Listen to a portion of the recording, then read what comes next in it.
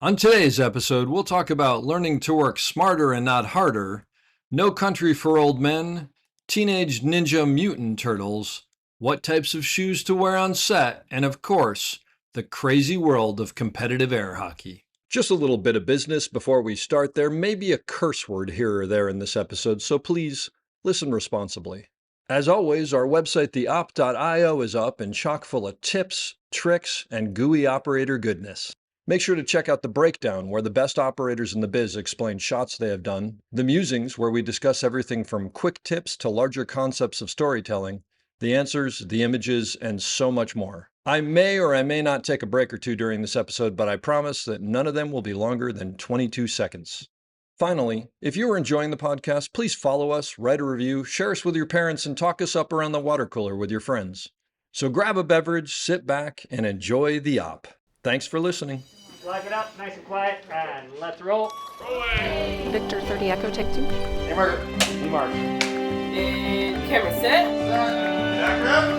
And action. Hello and welcome back to The Op, the podcast where we talk about operating and the art of visual storytelling. I am Dave Commodities, your host, and coming to you from over the internets today with someone actually I don't know very well, but I've heard her name a lot, Liz Cash, who was in the business and sort of still is in the business in a very different way, but that I think is actually really important and kind of cool for operators, but we'll get to that. I'll let her explain that to you. Liz did about a decade in the business and worked on, among other things, No Country for Old Men, Ghostbusters, the 2016 version, The Following, Mildred Pierce, Wall Street, Money Never Sleeps, one of the Teenage Mutant Ninja Turtles, and Shame, which was actually another movie that I worked on, that she worked on, but I think she was on additional units, so we didn't run into each other. But she had a really, really good career and kind of came on something else that she had a passion for and just sort of jumped on it. And like I said, I'm going to let her talk to us about that. But Liz, thanks for coming on the podcast. My pleasure. Thanks for having me. How's New York these days? Is it hot yet?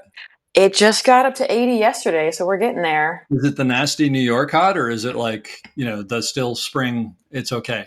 Yesterday was pretty okay, and I'll take it over the 40 degrees and raining that we had all week the week before. I was actually there 2 weekends ago, and it was like, it's raining and like 50, and this isn't what I signed up for, but that's New York. What are you going to do? Yeah. So tell me, what's your story? How'd you get to where you are, and what's the deal? So I have a bit of a circuitous path. I've always been the kind of person that's interested in a lot of different things. I knew that I wanted to make films probably as early as, 13 years old, 14 years old. I had gotten into photography and was initially kind of interested in documentary film. But the point at which I applied to film schools, there really weren't any documentary programs. And so given my interest in photography, I pursued the cinematography track at a school that no longer exists, unfortunately, called the College of Santa Fe. Oh, wow. In New Mexico. And is this in, I was going to say, is it in Santa Fe? But I'm going to guess it's in Santa Fe. But let me ask you a question. Is the College of Santa Fe like right in the heart of Santa Fe, and it has its own campus? Yes, its own campus. And actually everything in Santa Fe has a ton of prairie dogs. I think that we shot there for Manhattan. I think our Oh, probably. Yeah, I think our actual stages or our outside compound was in the back of that, and then I think that was also the headquarters for us for The Harder They Fall. So I guess they use it for film stuff now. Yeah, Greer Garson Studios are on the campus. I mean, it's part of what attracted me to the school when I visited was they have enormous studios, like bigger than AFI. Yep, very cool. I grew up doing martial arts from ages 5 until 18. And in college, I very sort of unexpectedly got recruited to box. Wow. Yeah. What do you mean recruited? Like someone saw you doing martial arts and said you should box, or? Some of my buddies in film school were also big martial arts nerds, and they started this boxing club, and they were like, "Oh, Liz, you should come. And I was resistant at first because I was like, "No, I do kung fu. I don't box." But finally I go, and the coach sees me throw punches, which obviously I've been doing for a long time at that point. Sure. And he pulled me aside afterwards, and he was like, "I'll make you a world champion." Whoa. Yeah, he was like, "I think you have what it takes, and, if you'll let me, I'll train you." I said, That's crazy. yeah, and I was like, all right, cool. I'd like to be a world champion. Wait, so what year is this? This is sophomore year of college. But I mean, what year? Oh, What? 2003. So I have no idea. Is women's boxing a thing at that point, or is it Women's new? boxing is kind of a thing. Like Layla Ali was already Okay, all right. well known. Yeah. Yeah. So like early stages, like it wasn't in the Olympics yet, but it had, somewhat of a presence. Mm-hmm. And so, long story short, I get into boxing unexpectedly and I, have mixed feelings about it for a little while. But by my senior year of film school, I'm taking it pretty seriously. I decide that I'm interested in competing. And so by the time I graduate film school, I've had my first boxing match at an event called Hell in the Cell. This sounds super classy. Oh boy, was it. Yeah. In New Mexico or This was in New Mexico in downtown Wow. Santa Fe. Yeah. Wow. Yeah, it was a big event. It was at the Santa Fe Convention Center. There were probably 1,000 people in the audience. I mean, it was kickboxing, boxing, and cage fighting all in one event. Wow. Yeah. And so anyway, it went well, I guess. And afterwards my coach was really pressuring me to keep training and, like let's turn pro, you can do it, blah blah blah. I didn't really want to, but shortly around that same time, this is like somewhere late 2005, No Country for Old Men comes to town. And they're shooting at the College of Santa Fe studios, part-time, and a College of Santa Fe alumnus, Liza Bambanek. I was going to ask you if that was the connection, because she's a good dear friend of mine and an amazing. Well, actually, she's an amazing operator now. She made the jump. Yeah, yeah, and so I went, to the film program, and I was like, can I get an introduction to somebody? So anyway, this was sort of the start of my divide, where I want to work on No Country for Old Men. What does this mean for my boxing career? And I start to have this push-pull experience. Oh, that old chestnut that we all dealt with as young filmmakers. Yeah. And I get on No Country eventually as the camera PA, and of course I'm thrilled. What an amazing group to be with, and Andy Harris, and of course Deakins isn't too bad, and yes, amazing. Yeah, all those guys were amazing. Was Mitch Lillian the key grip? Mitch Lillian, yep, Rick Mariquin, all those guys. And that was basically your first film. First job out of film school. Yeah. That's pretty impressive. That's kind of amazing. I mean, I like to tell people that the Coen brothers ruined me. Having that as your first experience is kind of a rude awakening to what's coming. Yeah. That's a high plateau to start on. And it was a good experience, I'm assuming. Like you learned. It was amazing. It was a great people, and like those are the type of people who every single one of them will take you under their wing if you want to learn. So yeah, that's great. That's great. Yeah, and so I do No Country. I see, oh wow, this is out there. How exciting. And then of course proceed to work on sort of run-of-the-mill television shows that come through New Mexico. Not feeling as excited about those opportunities. At this point, I've decided boxing isn't for me. Had a little run-in with a concussion and decided I would like to preserve my brain. Probably a good call. Yeah. But that then I still was really loving the competitive athlete lifestyle. I had gotten really comfortable with training and pushing myself and sort of testing my limits. Prior to boxing, I had had some issues with low back pain, and it was really through training and boxing that I realized, like, oh wow, I don't have to accept that this is the state of my body forever. I can make choices that change my outcomes. And so after boxing, I ended up having another little diversion into competitive bike racing. Oh, wow. So I raced as a cyclist from 2007 to 2009, like on a sponsored team. This is road racing, or this road racing? Okay. Yeah. Wow, that's what team? Colavita. Okay, that's amazing. And so, did you? I mean, just in the United States, or did you travel around the world? In the United States, yeah, all over the country. Went to national championships 2008. It was an interesting time. I was quite the competitive junkie. That's great. And so did you just like walk away from film during that time, or were you doing both? I was trying to do both, which Mm. was not working out well. Yeah. What ended up happening is the economy crashed 2008 and the sponsorship money fell out from women's cycling.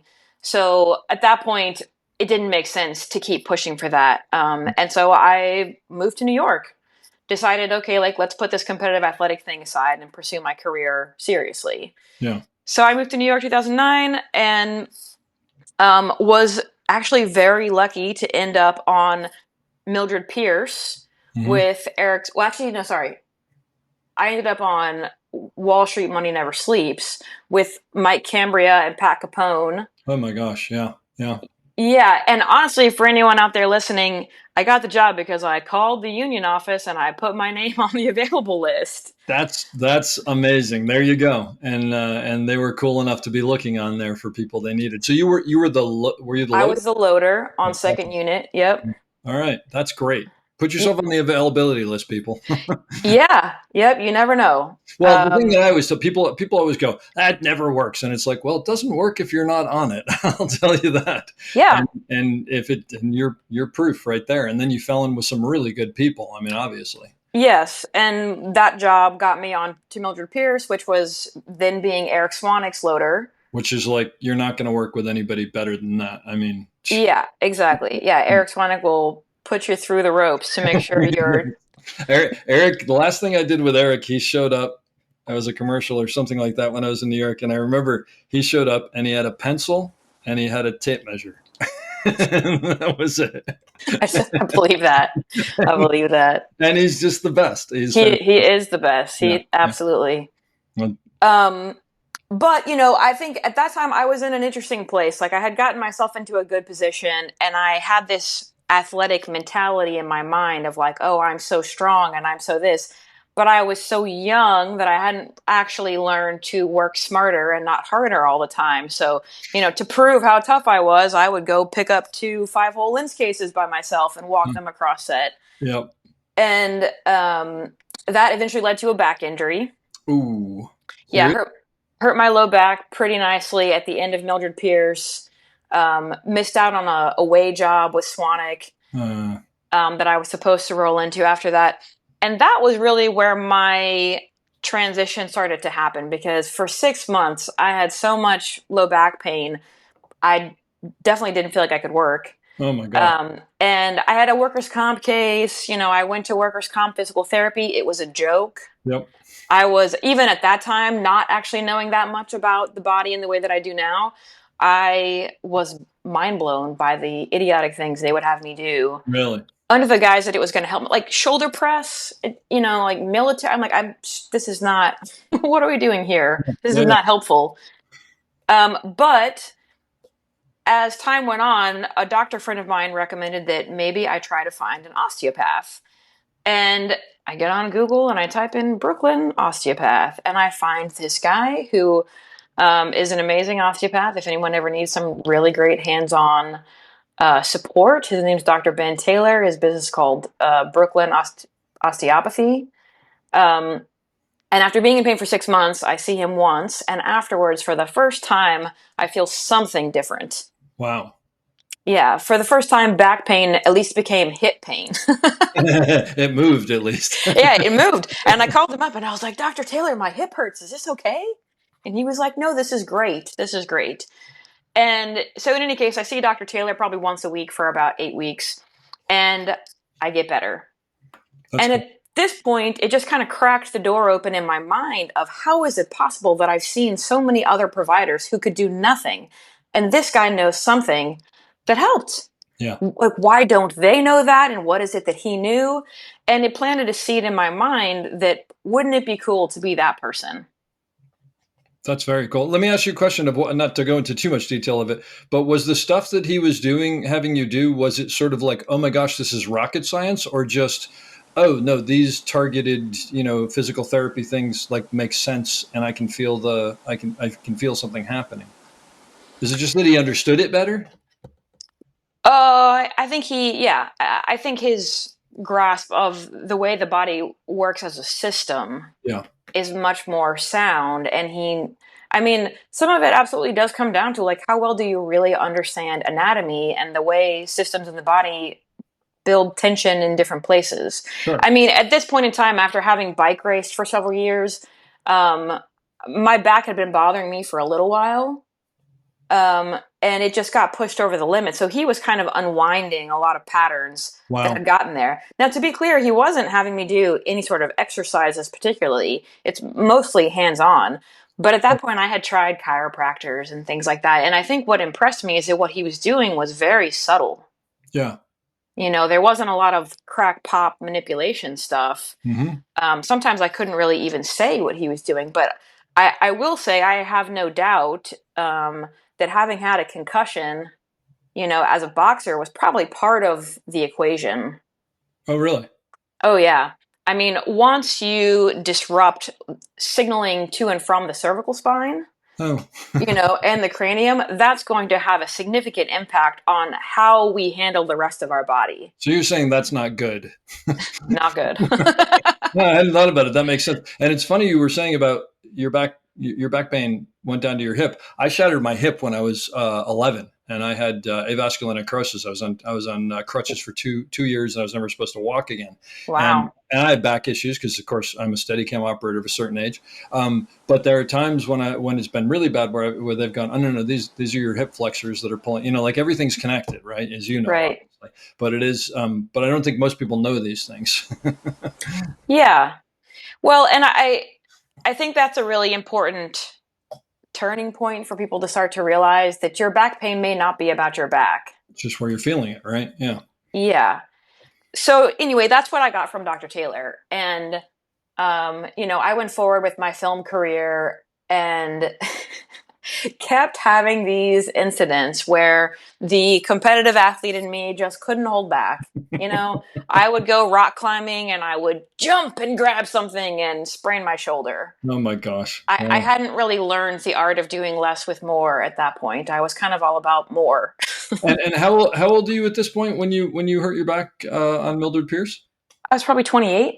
Oh my gosh! But you're 28 and you've had like 4 full careers almost, or whatever. It's kind of amazing.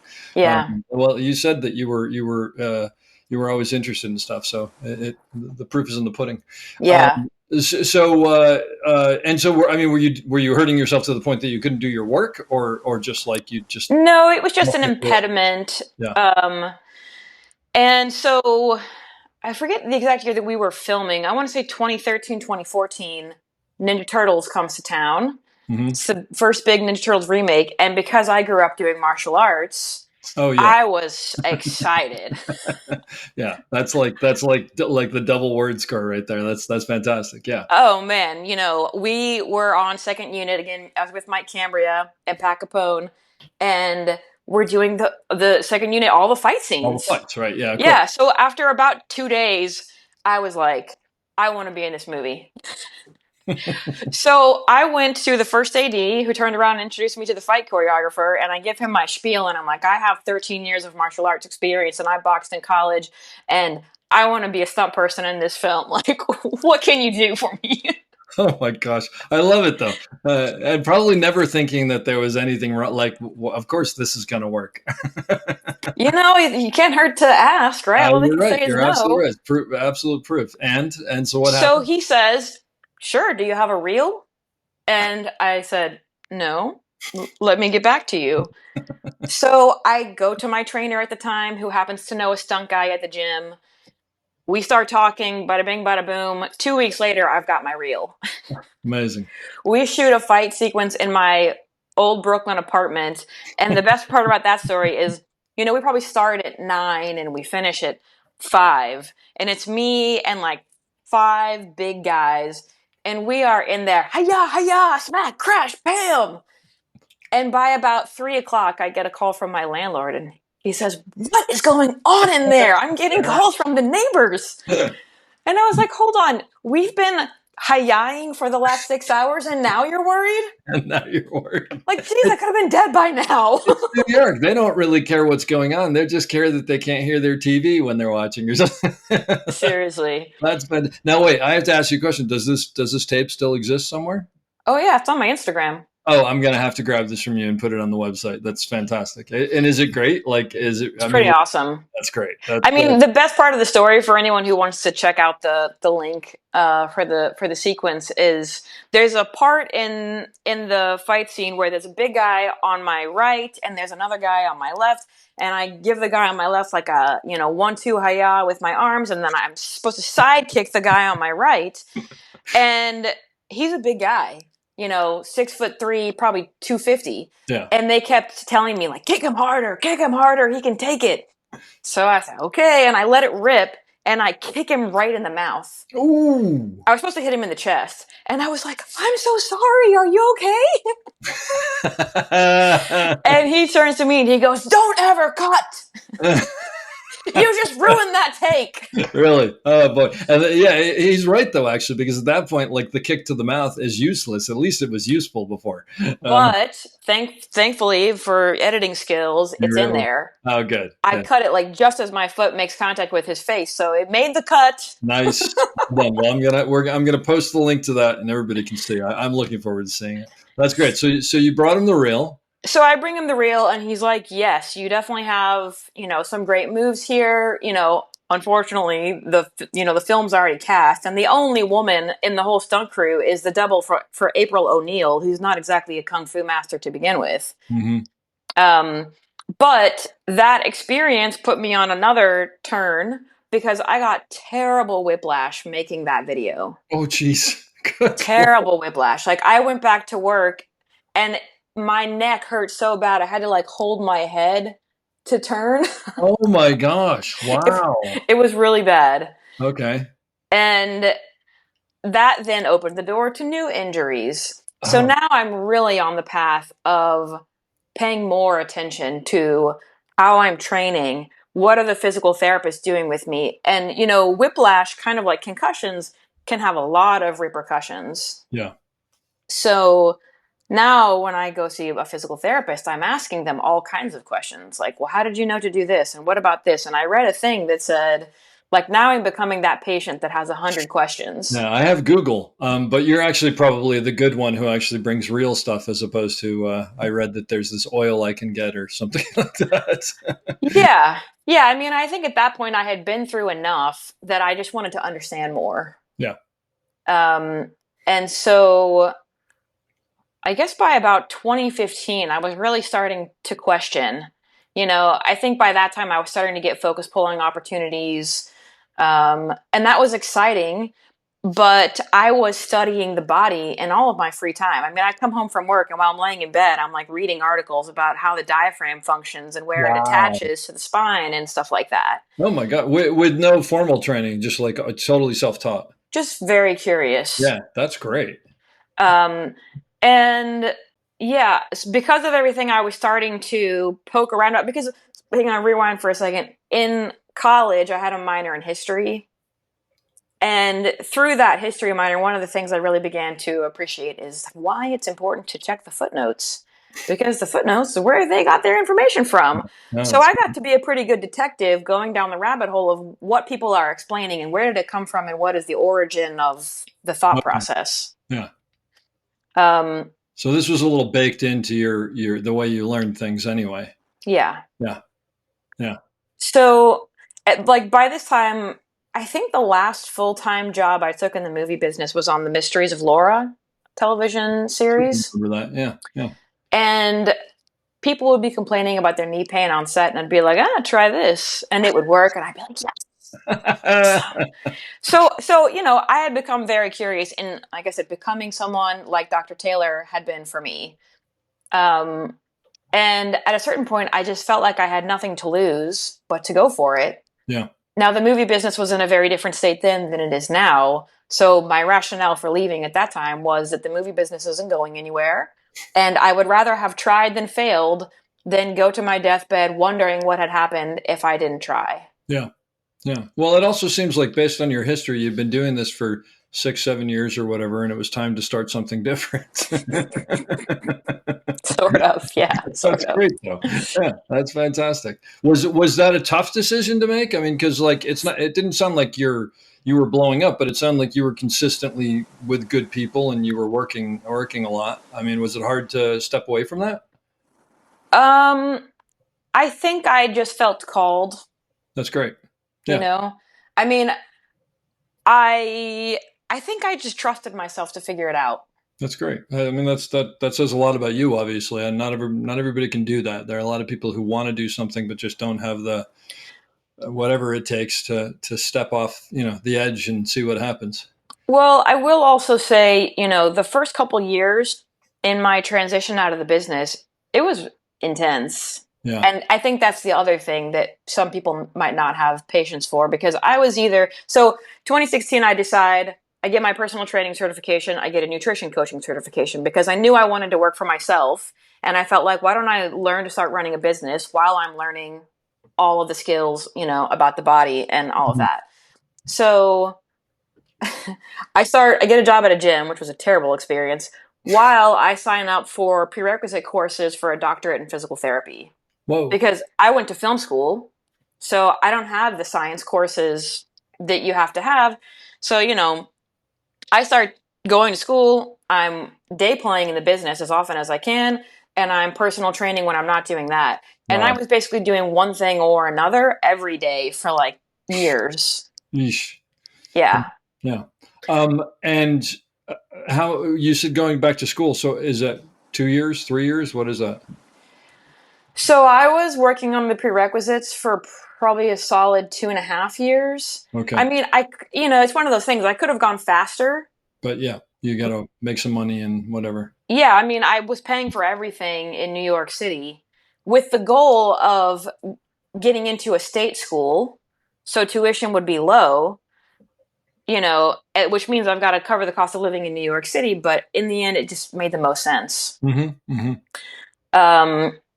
So yeah, 2.5 years or so of prerequisites, GRE. You have to get 100 hours of internship at a physical therapy practice, Right. inpatient and outpatient. It was a lot of stuff. But all of those were great experiences. I mean, I increasingly became interested in more of the neurological side of things, more of the brain-based approach to treating the body. And so I got to do part of my internship hours at Mount Sinai's Brain Injury Rehabilitation Clinic. Oh, that's cool. Yeah, it was super cool. Yeah. I was very excited to get that gig and like be right there in the thick of it with some of the, best people in New York. I'll bet. That's amazing.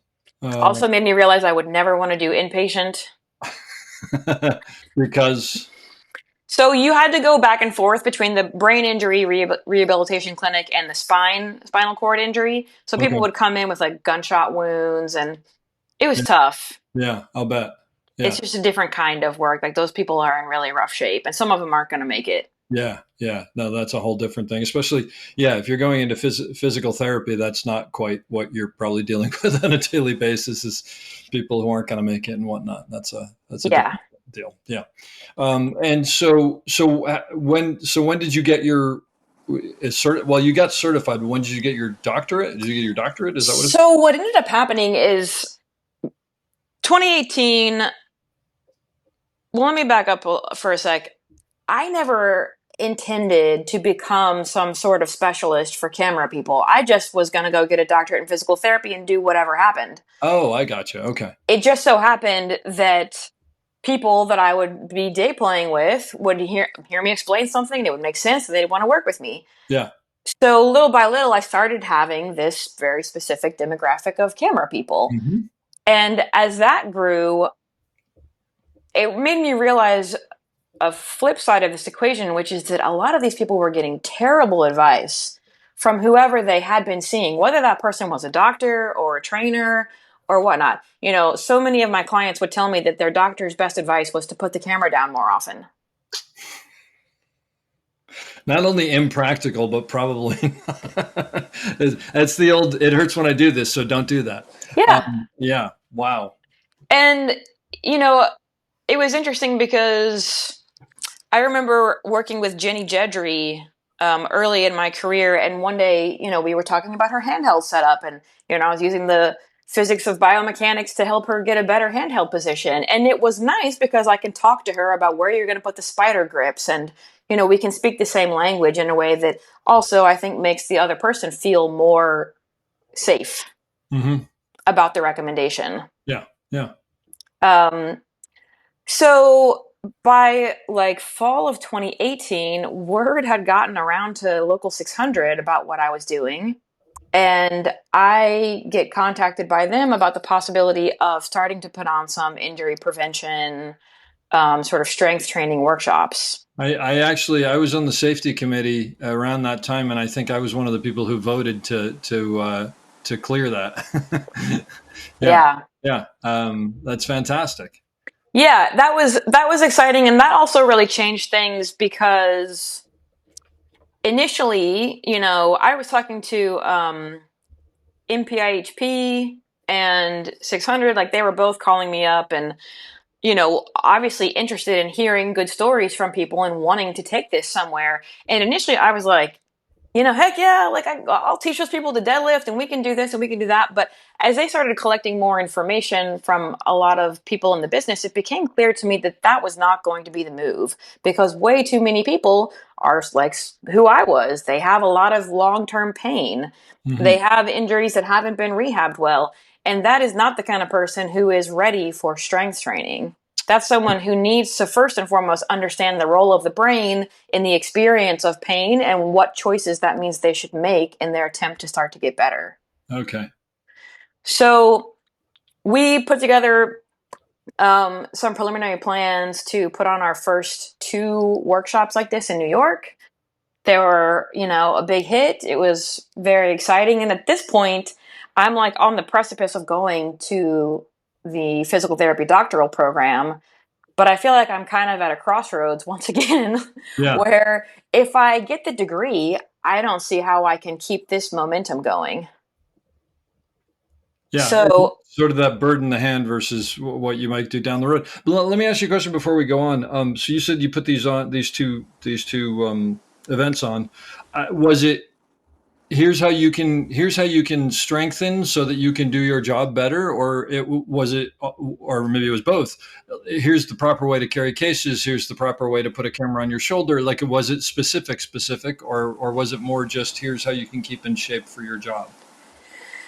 So there was a workshop for operators and there was a workshop for assistants. Okay, makes Slightly sense. different emphasis in the content. Yep. For the operators, I spent a lot of time helping them how to understand where not to put your attention by understanding the role of the nervous system in perception of tension, perception of pain, etc. And are you mostly talking about handheld, or are you also talking about how you sit on the dolly and where we talked more about handheld? Yeah, I mean, it makes sense. That seems like the harshest thing we do. Maybe a Steadicam aside or whatever, but wearing it on your body. Yeah. I mean, we also talked about just sort of simply identifying, here are the kinds of positions that you might need to get into. Here are the ranges of motion that you need to have to be healthy and not compromise a joint. Now, there was actually a component in the workshop where I went around and assessed everybody, like rapid fire, so they could at least have a checklist for themselves. I need this. I don't need to worry about that as much. And when you say assess everybody, meaning they put a camera on their shoulder and you looked at them? No. I mean, I assessed their joint range of motion. I got you. Oh, yeah. Okay. Gotcha. That's amazing. Yeah. Because my feeling was that way, when they leave, it doesn't matter who they go work with. They have some starting information to say, I need help with shoulder mobility or whatever. Yeah. It's the building blocks. I mean, right. Yeah, that's great. And obviously you got good feedback from that, I would assume. Yeah. I mean, we were trying for a while, we meaning me and 600, to sort of figure out where to go with this. How do you get it, approved through the budget and all that stuff? Is this a national program? Is it an Eastern region thing? Unfortunately, we weren't able to really get it off the ground. And that was disappointing. I mean, it was disappointing because I know how much people need it. Yeah, there's no question. There's no question. And it is one of the things that I think makes camera people different than a lot of other folks who come in with the same same injuries, which is that, your body is your instrument. And now we've got to work irregular hours, no standard sleep schedule, which means you're already at an increased risk of injury. Your body doesn't know what time of day it is in terms of the cascade of effects and of like hormone responses and all these things that need to happen in the body. That puts you at risk right there. Mm-hmm. Mm-hmm. So managing heavy loads on top of that, it's just an exponentially increasing challenge. I think there's another thing that I would suggest that I've found about camera operators, and I don't want to pull anybody out, but someone else in the business who has to do something that's physical, is that, if I have the camera on my shoulder and it's uncomfortable, or I've gotten into a bad position, or my legs are in the wrong position or something like that because I've landed in a way that I didn't, which does happen, but there's an amazing performance going on in front of me. I'm not inclined to go, I got to take a minute and reset. I'm Sure. going to tough it through, because as a storyteller, I want to capture that. Whereas, someone who's lifting something up, I don't know what, but whatever, will go, hold on, let's just do this smart. Let's wait a minute. I think that there's sort of, there's a passion in there that sometimes gets in the way of what you should be doing, of being smart. Sure. If that makes sense. Well, and that's kind of the other thing that I try to tell my clients now is, I don't want you thinking about your body on set. I want all of our groundwork to have set the stage so that you never think, like, movement should be reflexive. Movement should be unconscious. You don't run down the track thinking about your hip flexor, Yeah. or squeezing your glutes. Like, that's not what should be happening. Yep. Yeah. And so all of the things that we can do with regard to repatterning movement, but also in terms of being sure that this person is set up to succeed because they have as much sensory information as possible, which is where things like the shoes you wear make a difference. It's where things like KT tape applied in a specific place can make a difference. Mm-hmm. One of my goals is to always give my clients something they can do on set in like 60 seconds, a couple of minutes. You have a moment to step aside. You can go do this thing that is going to help their body get unglued from a position that most operators are getting glued into, that over time reduces sensory feedback. Wow. And when you say something they can do, meaning a stretch or something along those lines? Yes, I like to describe it as positional breathing, just because I think stretching is a very misunderstood tool. Mm-hmm. And a lot of people feel tight in areas that don't need to be stretched, and that in fact could be made worse by stretching. Interesting. So it's very rare that I would advise someone to stretch, maybe 2% of the time. Yeah. But are we putting them in positions where muscles that don't work very well will work, and the muscles that work too much will be forced to let go of tension? Yes, that's what we're doing. That's amazing. And is this sort of something you've come up with on your own, or you've adapted from other things? So the foundation of a lot of what I do with people right now is from a group called the Postural Restoration Institute. Wow. That's a title. Yeah. They are, out of all places, out of Lincoln, Nebraska. They do very good work, and a lot of what their stuff is addressing is human asymmetry. Say that again.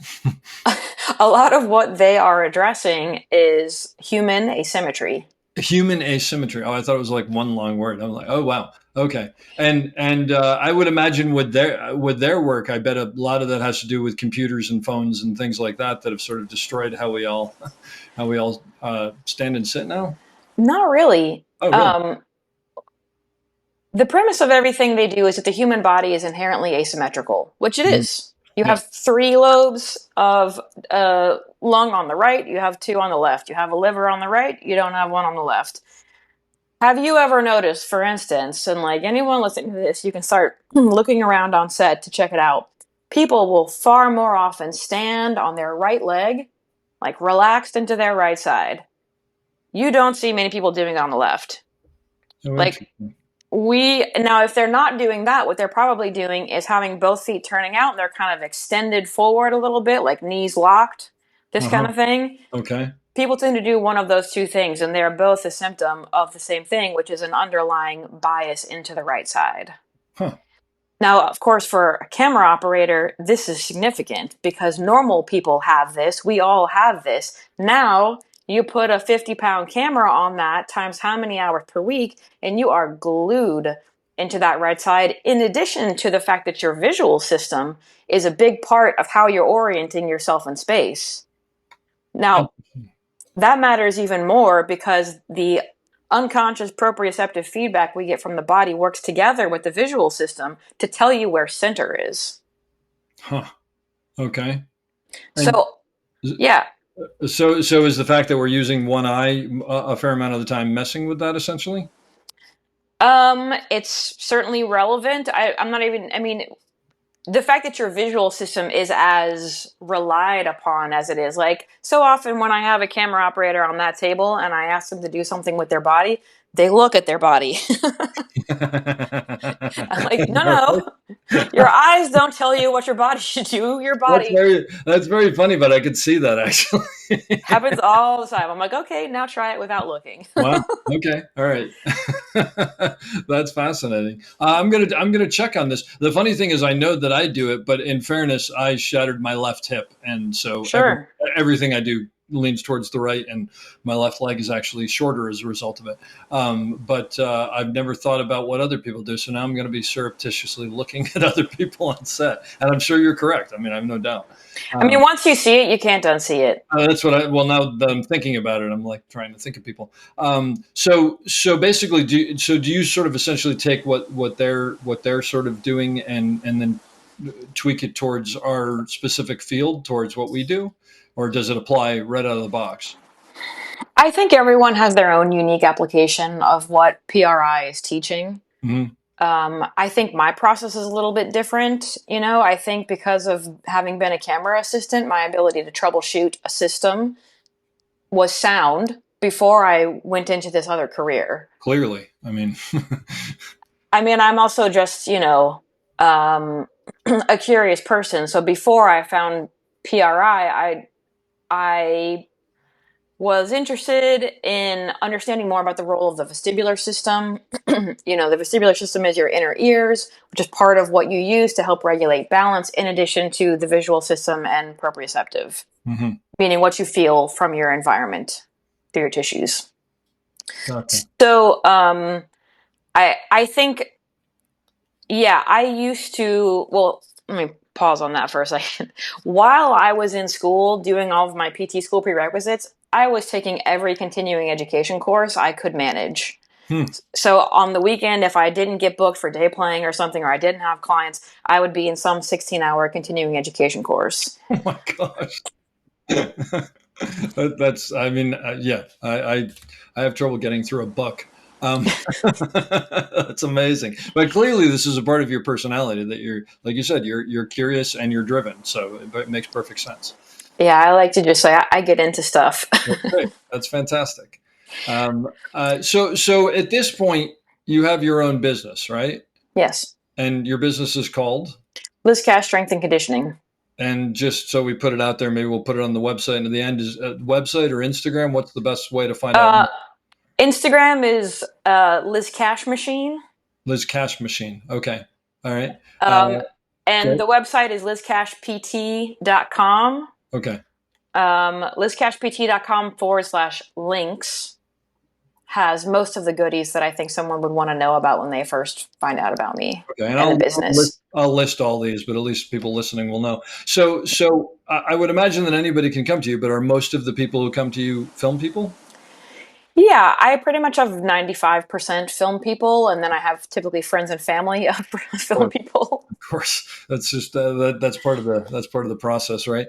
But so without sharing any specifics, have you had anybody who's come to you who's really been in a really bad way that you've had success with, where you can share like what you've been able to do for them, just to sort of give an idea? So he wouldn't mind me sharing this at all. I actually saw him on Zoom just the other day, but I'm sure many of you have seen 2001: A Space Odyssey. Mm-hmm. In 2020, Keir Delay, the lead actor from 2001, was referred to me partially because of this stuff I was just talking about my study of the vestibular system and how that impacts the way the body is working. He had been knocked off his bike, unfortunately, at 80 some odd years old, had a stroke and a concussion. Oh. And prior to that, he'd been very healthy and active his whole life. His wife heard about my work with the vestibular system through a mutual friend in the business. And so we worked together to get him walking because he could barely walk. Wow. Now, we did all of this on Zoom. Oh my God. Wow. In the thick of the pandemic. And a lot of what I did with him had to do with this stuff we're talking about. You cannot walk if you do not unconsciously understand midline. Yeah. I mean, I don't know that, but that makes sense. Yeah, you have to be able to shift weight from one foot to the other. And the only way you have a left and a right is if you have a center. So let me ask you a question. He obviously knew how to walk beforehand, and he was in this horrible accident. So if you were able to show him how to do this, it wasn't that his muscles couldn't do it. It's just That's right. He wasn't talking to them correctly, or, I mean, I don't know. Am I saying that right? Yeah. So he had the stroke on the left side of his brain, which impacts the right side of the body. Yeah. Okay. So strength was not his issue based on the history they reported to me. He had ridden his bike like 20 miles most days of the week. Yeah. And what I did was assess a few things. Where is his peripheral vision? How much can he look straight ahead and be aware of the periphery? Because you need to have peripheral vision in order to walk well. Yeah. Additionally, the cerebellum, which is the part of the brain that regulates accuracy, timing, and precision, also influences sense of midline. Now, we don't think of walking as something that requires that much accuracy, but if you lost it, it does. Sure. I mean, yeah, it's what did someone say? It's controlled falling or something like that, essentially. Yeah. Yeah. That's so. Wow. We on his first virtual assessment did a number of tests to determine what was he responding best to. Those things were definitely cerebellar interventions, again, peripheral vision with reference to its impact on midline. And then the other most important thing was because of the stroke, he couldn't feel his right foot. Wow. So this is where sensory input matters, and I can't emphasize that enough. If you can't feel it, your brain doesn't know it's there. And you're not going to walk very well with a foot that you can't feel. Well, you also have no idea how much pressure you're putting on it, when exactly. All those things, right? Yeah. Yeah. Wow. That's amazing. Yeah. So for the most part, we worked on activities to promote his ability to feel his foot. Mm-hmm. We did cerebellum activities and peripheral vision, and 2 weeks later, you can see him on my Instagram walking across the room unsupported, no problem. 2 weeks? 2 weeks. So basically, on my very layman's understanding of this, everything that he was dealing with was neurological, and you just had to sort of reset that so that he could. How amazing, and like how sort of depressing to think that if he hadn't found you, he'd still be, well, I mean, who knows what would happen, but theoretically he would still just be sitting there thinking my legs don't work or whatever. Right. Yeah. But I'm assuming he didn't get feeling back in his foot. He just learned how to overcome that situation. No, he got feeling back.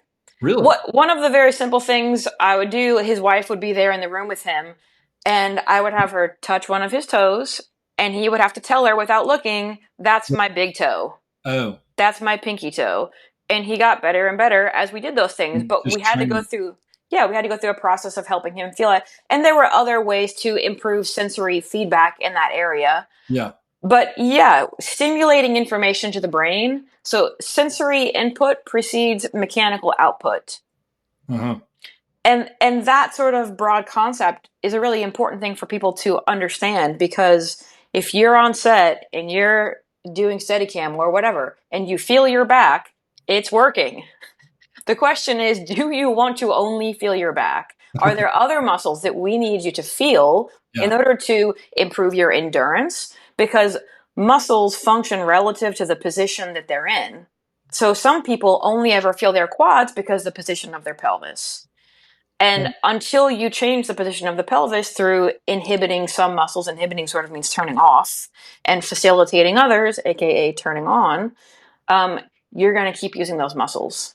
Wow. So is most of the work you're doing, for lack of a better word, and again, I'm sure I'm saying this wrong, neurological versus like I said, I thought more of what you did was you mentioned you don't like this word as much, but like stretching and positions, that and the other. But it's more than a lot. That's fascinating. I had no idea.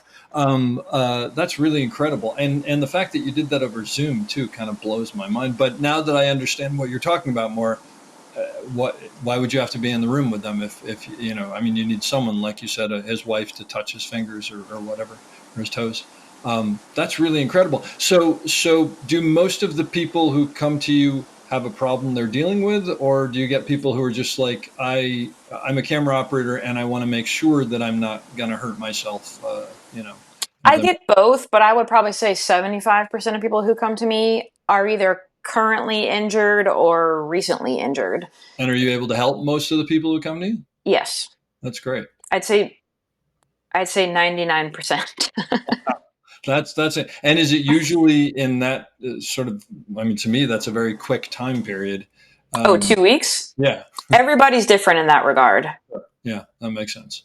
Yeah, and it also depends on the issue. I mean, you know, the interesting thing about some of this is that, like, yes, there's the getting information to the brain is a huge part of it, but there are other things that influence someone's adaptation. Are they sleeping? How's their nutrition? What is their social life like? You know, what are the other stressors that can be impacting how well they're going to retain what we're trying to do? That's this is all kind of mind blowing. I didn't really know much about what you did, even though I probably should have known more. I just knew, like I said, when it came up to 600, I had heard your name and I'd heard very good things, and I had an overview. We had an overview of what you were doing, so that was the limited knowledge that I had. So yeah, that's kind of amazing. So what advice would you give to camera operators? Is there advice, I mean, sort of blanket advice you can give to camera operators on how to avoid injury, you know, stay in shape for camera operating, or is that not a fair question? I think the two biggest things that I would say to anyone, one of them builds on what I said before, which is that the human body is inherently asymmetrical. So by first addressing and prioritizing getting out of the asymmetrical patterns that you're in is going to be the fastest way to both reduce risk of injury, pain, and to improve performance. Because as you unwind those asymmetries, you're going to more easily be able to access muscles that you probably weren't able to, and you're going to get more out of your efforts to be stronger, you know, etc. Gotcha.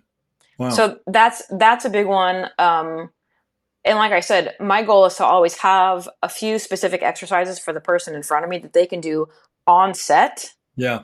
To help stay ahead of that, because that's the name of the game. Just don't let it build up. That's incredible. Yeah. Yeah. The other one is honestly the shoes on your feet. Yeah. That is so important. I can't say enough about it. So postural restoration has a clinic side of the institute. It's called the Horuska Clinic. And the Horuska Clinic puts out a list of shoes that they have tested. I believe twice a year they update the list based on most current models that are available. When I started recommending those shoes, now they're based on your arch height, your history of ankle sprains and things like that. Yeah. But when I started getting my clients in those shoes, which was 3 years ago now, game changer.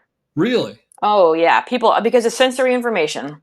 Wow. It's sensory information, and especially for people who have had ankle sprains or anything, stabilizing that ankle, therefore sending better information up the chain from the foot is so important. Wow. One of the most recent continuing education courses I took is about the interplay between what we can feel from our feet and the visual system. And one of the things that he said that, man, I just want to like write it on the wall is an ankle sprain is like getting stabbed in the eye. Having done it, I can vouch for that. Yeah, that's wow. And I will say that checks out. Even from early in my days, you know, in this new career, I would see that people who had a history of ankle sprains would do all kinds of weird things in simple positions, split squats, you know, that other people didn't do. It was interesting to notice, like early, something's going on here. That's amazing. I definitely want to get those links because I'll put them on I'll put them in the website and I'll put them in the podcast thing. But so when you say they have a list of shoes, meaning like this company, this model is good if you, like you said, depending on your arch height. arch height and other things, but you can sort of zero in on like, these are the best couple of pairs of shoes for me. Mhm. And wow, I'm going to check that out. That's really interesting. Yeah, I mean, N of one and all of that, but I recently got back into running for the first time in a while, and I've been running a lot on concrete, intensity and all of that, and I feel better than ever Really? in these shoes. Wow. I mean, it's not just the shoes, it's also the activities. This stuff about asymmetry is no joke. You get stuck on one side, you might feel good there for a while, but sooner or later you're going to blow up. The analogy I like to give people for this is if you don't turn the lights off, they burn out. Yeah. Well, let me ask you a question about the asymmetry, because just to make sure I understand it. So you're saying the body's asymmetrical, which that I get, and that makes sense. And you explained it actually very, very, very easily, which I like. So, like, to go to, most people stand on the right side, or lean on the right side when they stand. So to overcome the asymmetry, and I know I'm being very simplistic here, but you would basically make sure that you spend time leaning on the left side as well to pull you back to center? I mean, is it sort of that conceptually? I'm not saying that's the answer, but Simply put, yes. I mean, I'm not unfortunately, suggesting people do that or saying that you're suggesting that's what it is, but that's what I'm sort of saying is, are you sort of acknowledging the fact that certain you do certain things certain ways and trying to pull it back the other way because so you don't fall into those patterns? yes. Now, of course, how you do it matters. Absolutely. Yeah. Yeah. And there are a lot of little tells for these things. But, for a lot of people out there, even before we worry so much about standing on your right foot versus standing on your left foot, I would just say unlock your knees. Unlock your knees. Unlock your knees, meaning don't stand perfectly straight up, bend them a little bit, or Meaning most people are standing on a locked out knee. So, yeah, a very slight bend in your knee Mhm. is also going to force you to then unlock your back, because most people have their knees locked out and then they let their hips fall forward and now they're hanging out on their low back and their knees. And so it's basically just a big domino effect. Yes. Yeah. Oh, that's fantastic. Now, I mean, that then requires more muscles to support you, so you're going to feel tired faster.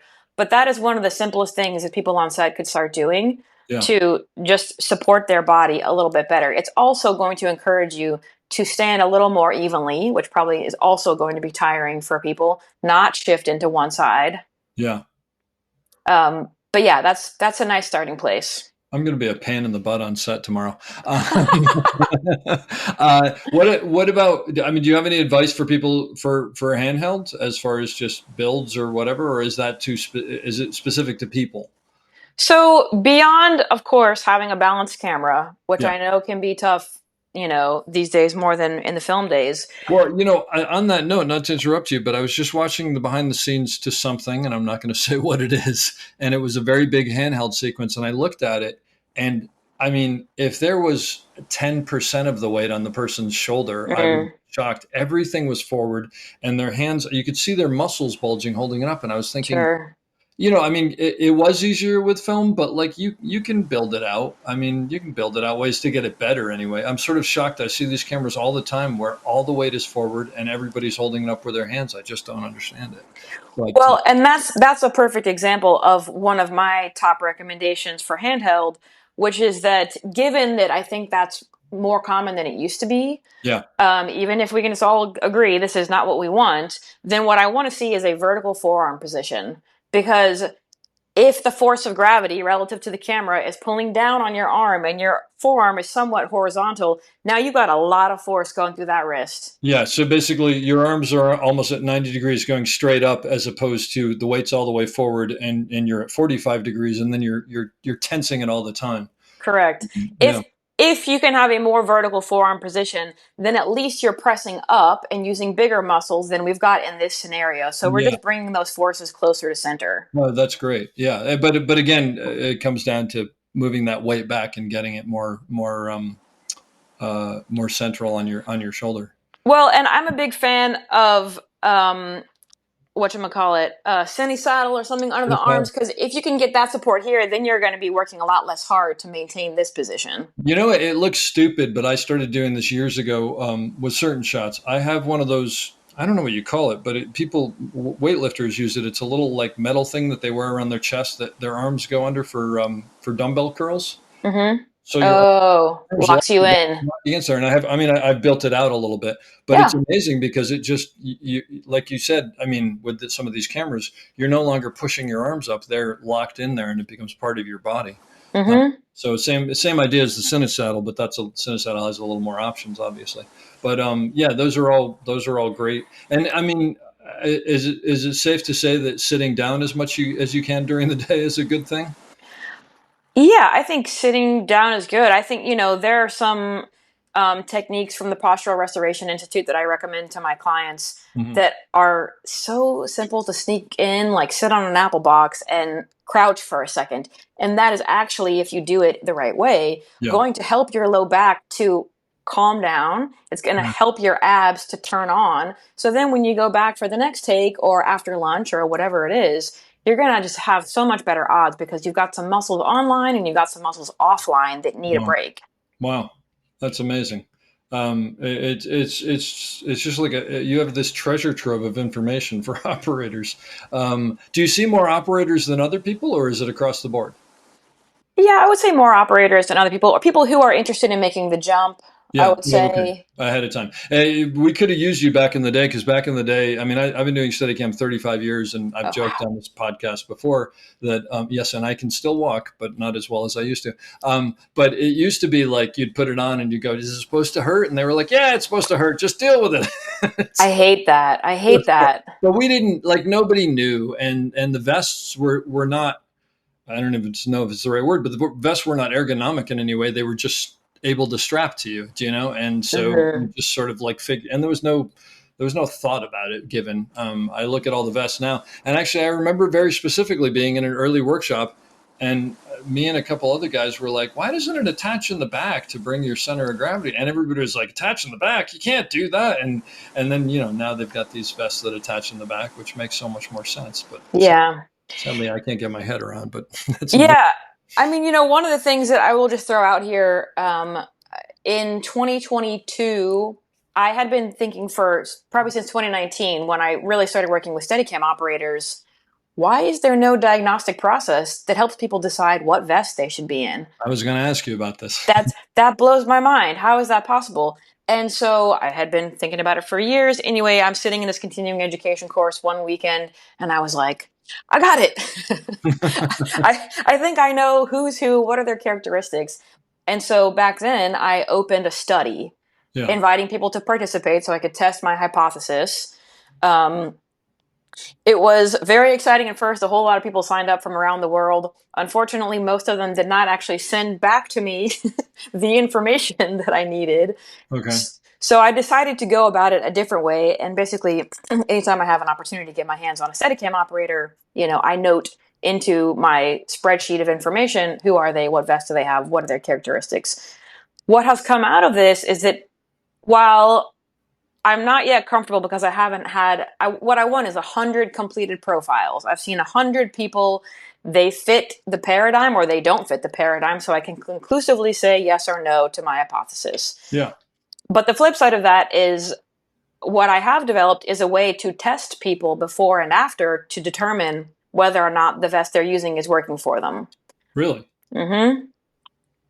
And in some ways, it's fairly straightforward because you would see demonstrable improvements in some of the movement tests that I would do with anyone who walks in the door if the equipment they're using, no matter what it is good for them. Sure. I mean, that makes sense. Absolutely. Yeah. I mean, for instance, with the shoes on the shoe list from the Huruska Clinic, the shoes that are better for you will improve your range of motion testing. Really? Yes.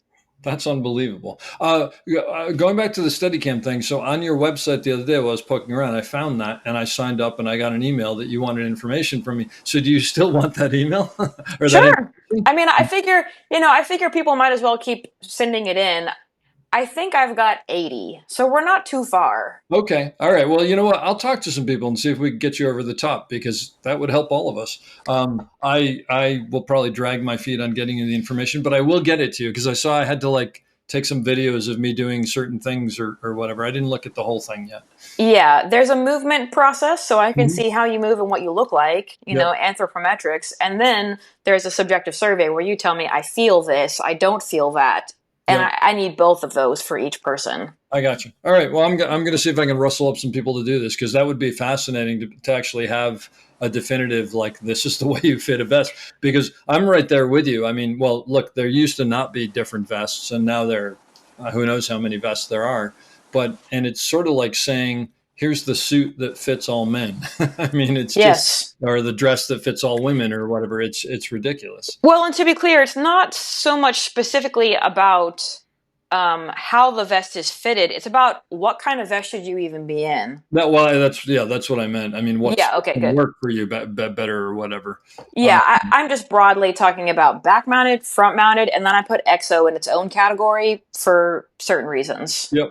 Gotcha. Oh, fascinating. That's great. Well, I'm gonna get on that and see if I can do this. And how many years has your business been going? I started working for myself in 2016, Okay, so we're coming up on 10 years in the new career. that's fantastic. And so, are you getting bored yet? You gonna move on to something else, or? No, Do you miss the film industry at all? I miss the people. The people, yeah. I don't miss the But you work. get to see some of them, obviously. I mean, I'm Yeah. sure people come to you and whatnot. Yeah, and I still get to hang out with some of my friends from the business, when they're not Yeah, working so much, so that's fun. sure. But And the average person who comes to you, do they come to you for a month or for 6 months or a year, or is that not even a thing? It depends on what they need. it depends on what they need. I would say most people probably come to me for a couple months. Okay, I mean, gotcha. I have two ways for people to work with me. I have kind of a most time invested with me for people who have severe pain or long-term pain. Yeah. If you're in one of those categories, I want to see you more often, more consistently. And can you still do that by Zoom, even though we're not COVID? Like you can do that as I probably not as effectively, but effectively nonetheless. Yes. Yeah, that's amazing. The other program I have is for people who don't have intense pain or it hasn't been that long. And that program is more focused on strength training, conditioning, that kind of stuff. Gotcha. So that's how I delineate those two based on where you are and what you need. Because in the program where it's more strength training, they don't spend as much time with me. So I need to know that they're safe to Yeah, do things a little more on their own. sure. That makes sense. Yeah, that's really amazing. Um, I would be remiss if I moved on without asking you about your air hockey. Do you want to tell people about? Because like I came across that and I was like, okay, this is a very interesting person. Clearly, Like I said, I get into stuff. now you were in like I don't know the year, but like some air hockey world championship stuff or whatever. Oh my gosh! Just like we're on a podcast, but Liz just turned around the camera so I can see what. Oh, the air. Oh no, turn it to the right. I can't see it fully, or left, I guess. The Air Hockey Masters Apprentice. Yeah. So tell me about this. So, yeah, so I got recruited to play air hockey. Okay, back up. You got recruited. So you're playing air hockey in a club, at a bar? I had a friend who I met through a meetup, like meetup.com event. Mm-hmm. And one day he said, meet me at this place. We're going to play somewhere new. And I said, okay. And I show up, and lo and behold, it was a meetup of the New York Air Hockey Club. Didn't know it was a thing, but fantastic. Okay. Yeah, there's a bunch of people there. They're all pretty good. And then there was this one guy who was incredible.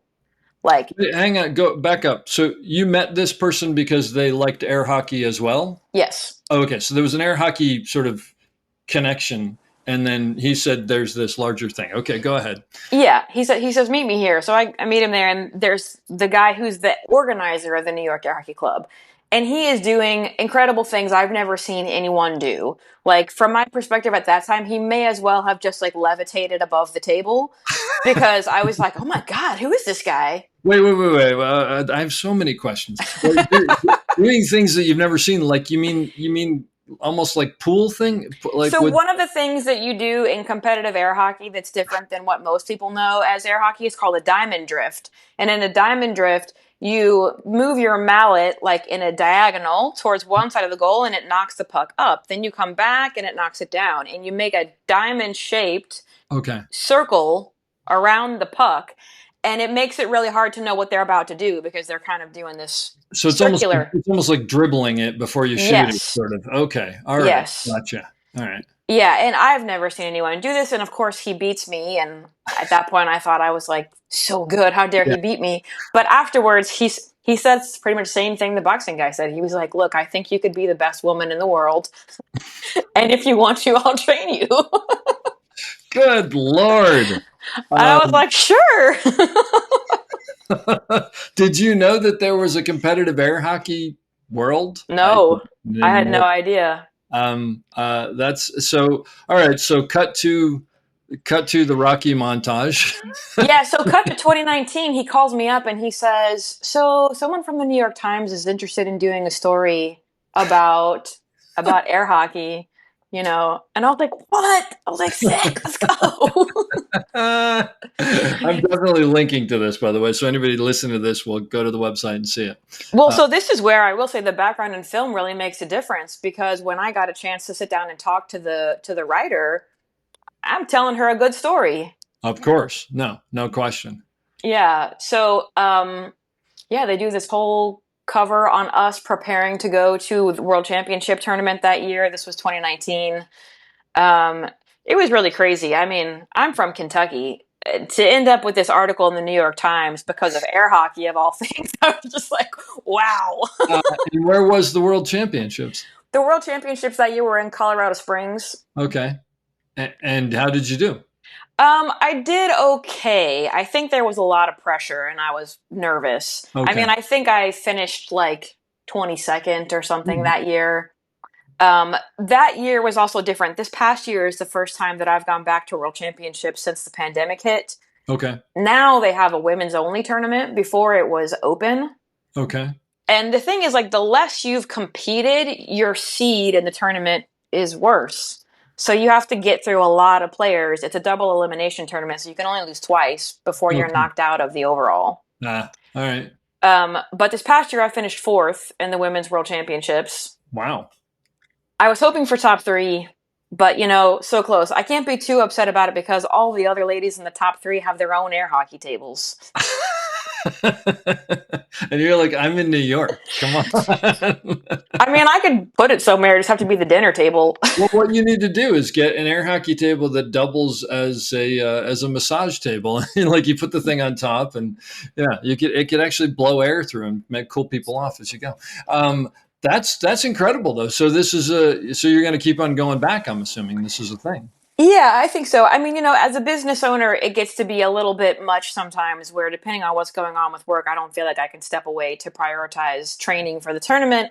And also because I'm competitive, I don't want to show up if I don't feel ready. Okay.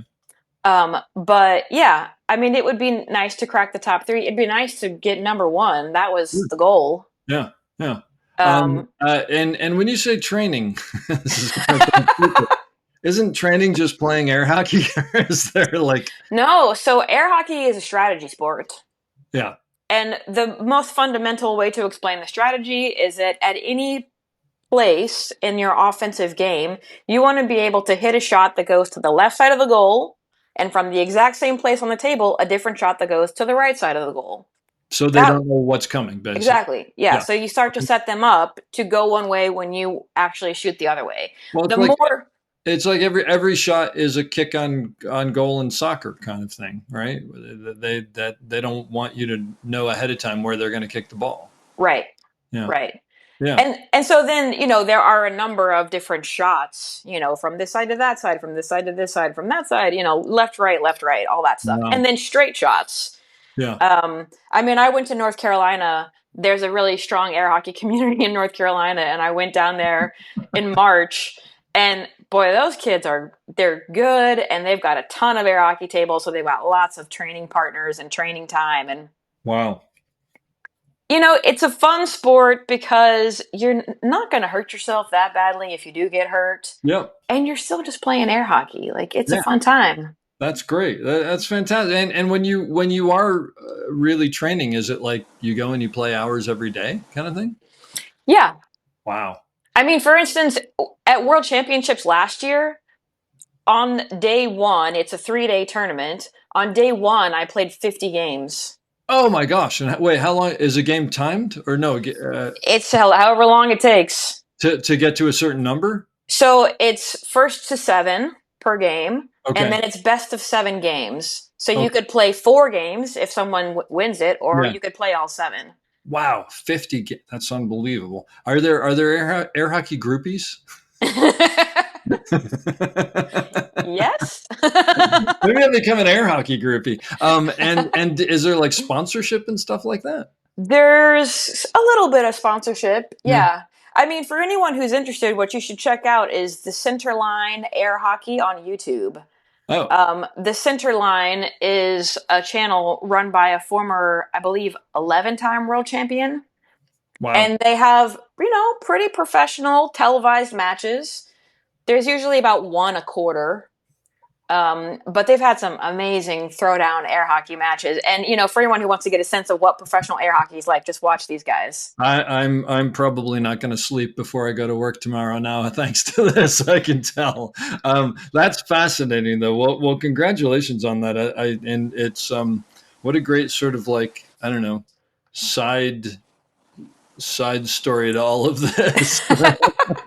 Like I said, I get into things. That's great. That's fantastic. Well, this has been really great. I really appreciate it. Is there anything else you want to sort of put out there for anybody who might want to come see you or is worried about getting hurt at work or whatever? Do we have well, like I said, I would definitely go to lizcashpt.com/links.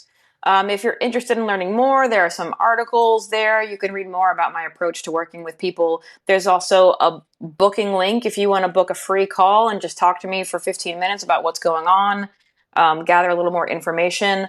My middle tier program for people who don't have a lot of pain and are ready to work on strength opens for enrollment in May.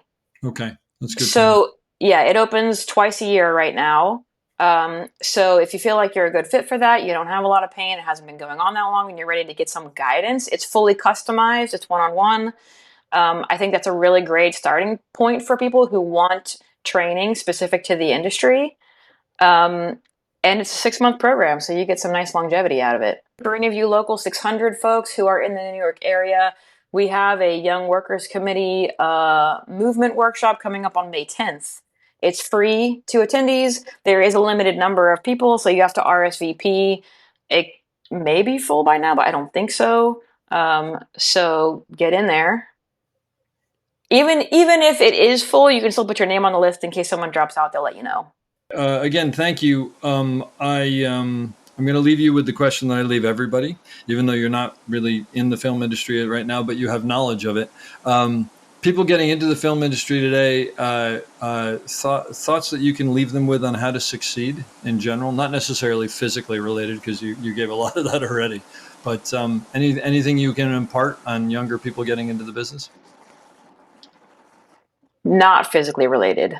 Well, you could do it physically. I'm not going to put any rules on it. You can say whatever you want.